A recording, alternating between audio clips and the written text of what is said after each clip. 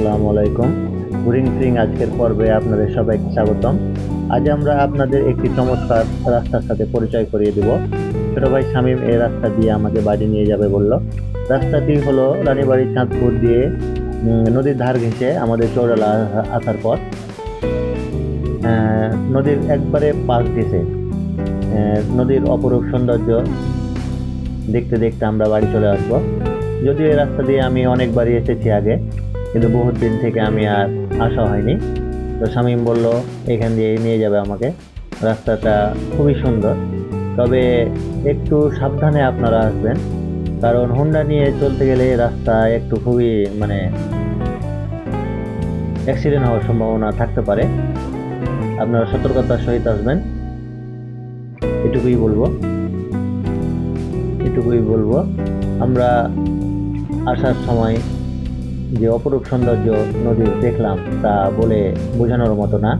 খুবই চমৎকার ভিউ, চারিদিকে এত সুন্দর ভিউ কল্পনারও বাইরে। দেখুন আপনারা নদীটা কত সুন্দর লাগছে।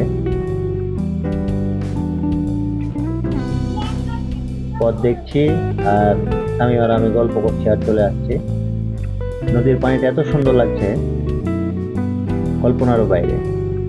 তবে আপনারা যেটা বললাম আগে, সতর্কভাবে এখান দিয়ে যাবেন। রাস্তাটা দেখুন আপনারা কতটুকু রাস্তা আছে এখানে, এর মধ্যে দিয়ে সাবধানে ড্রাইভ করে যেতে হবে।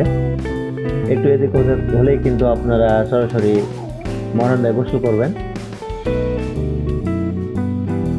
এটা আমাদের মহানন্দা নদী, সবার পরিচিত।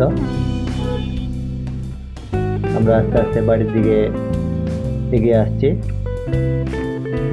অপরূপ সৌন্দর্য দেখতে দেখতে নদী।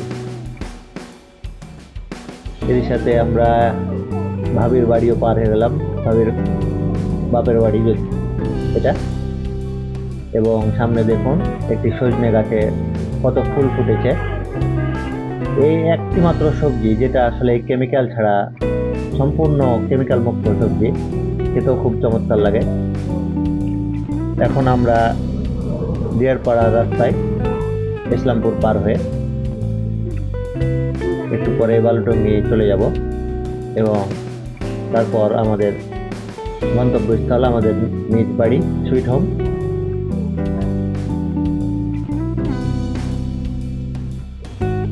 আজকের পর্বটি আপনাদের কাছে কেমন লাগলো আপনারা একটু নিশ্চয়ই জানাবেন এবং আমার লাইক কমেন্ট দিয়ে আমার পাশে থাকবেন। ধন্যবাদ আপনাদের সবাইকে। এই বলে আমি আমার বাড়িতে ঢুকে পড়লাম এবং খোদা হাফেজ, সামিউর রাজা, বাই বাই।